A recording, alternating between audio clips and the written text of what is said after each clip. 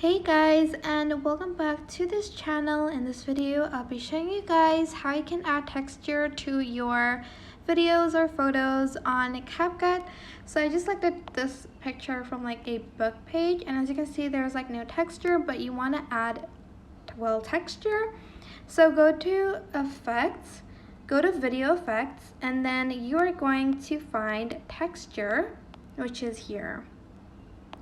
As you can see, there's a lot to choose from. There's like plastic.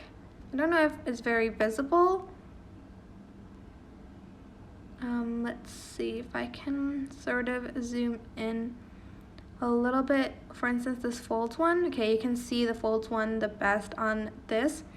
But if you can't see it and it's too bright, I'm just going to adjust it a little bit and make the brightness lower so you can see the texture better, and also the contrast lower.